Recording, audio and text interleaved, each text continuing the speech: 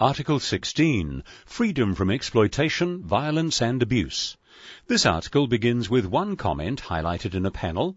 Violence against disabled people, there are very high rates, there are no services to respond to the abuse of disabled people, and currently very little work going on, despite the government saying that this is being included in the Sexual and Domestic Violence Work Plan.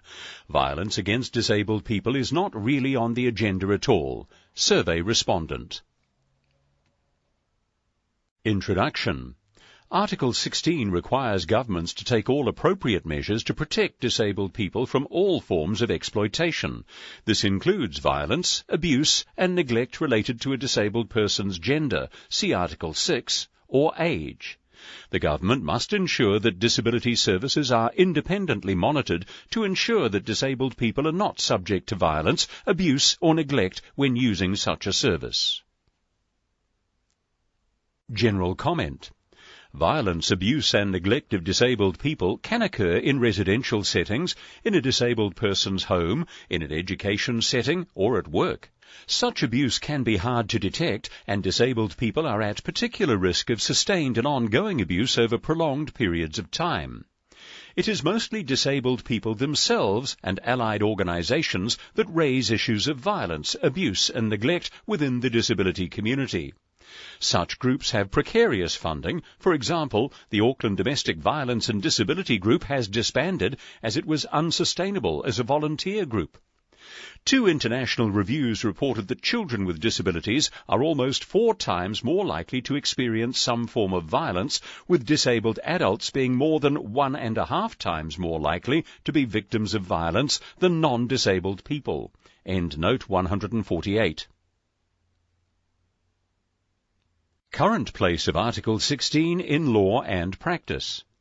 Government-funded anti-violence and abuse programs have been, at best, slow to address issues of violence, abuse and neglect of disabled people, and many of them do not have accessible information or premises.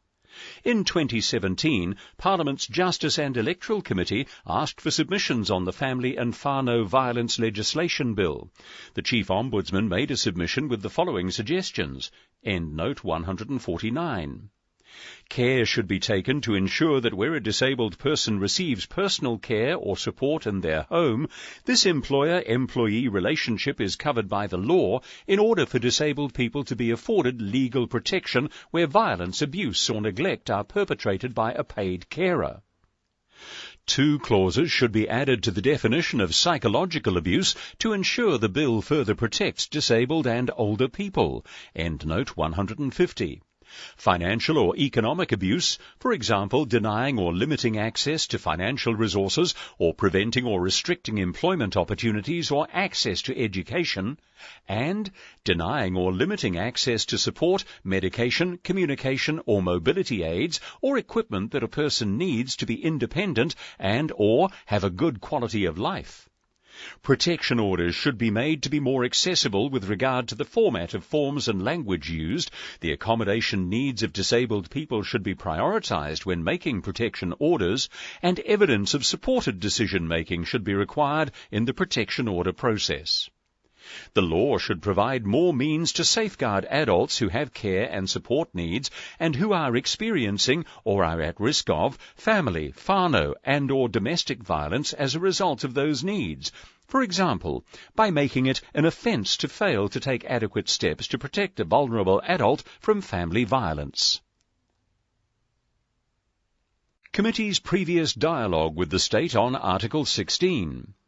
The Disability Committee noted programs under the Domestic Violence Act 2013 to assist disabled people who suffer violence, especially women, girls and boys with disabilities. However, the Disability Committee was concerned that the 2013 Act was unclear as to whether it protected disabled people experiencing abuse in home care or live-in support situations, and whether the definition of a domestic relationship included relationships between disabled people and other resident service users, their caregivers and other support staff. The Disability Committee recommended that New Zealand strengthen these programs and initiatives to protect disabled people, especially those living in institutions, from violence and harm, and put in place a system to detect and respond effectively to cases of abuse. It also recommended that legislation, policy and practice relating to domestic violence covered disabled people in the domestic situations that they encounter.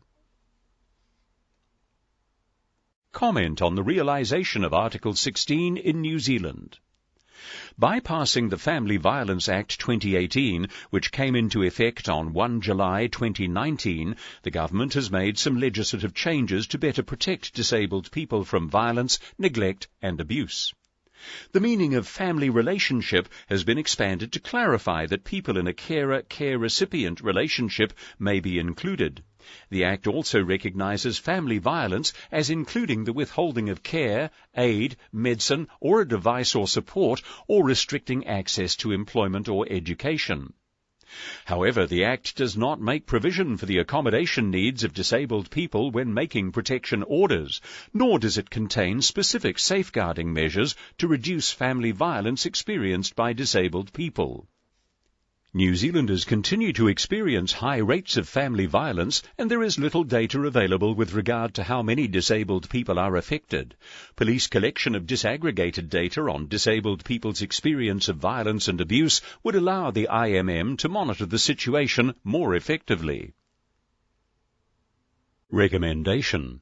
The IMM recommends that the government, 44, develop a range of initiatives to ensure that disabled people experience the same protection from domestic and other forms of violence as non-disabled people, and that agencies identify and appropriately respond to abuse and violence directed at disabled people, including by A. Ensuring all government-funded domestic and anti-violence programs include accessible material for disabled people. B. Increasing awareness of abuse experienced by disabled people and of the mechanisms to address it, and providing sustainable funding for disabled people-led organisations working in this area. C. Increasing resourcing for disabled people-led initiatives to ensure there are better systems of recognition, prevention and rapid response to abuse. D. Ensuring that data collection by the police enables disaggregated data to be collected to allow for accurate recording and analysis of violence and abuse towards disabled people.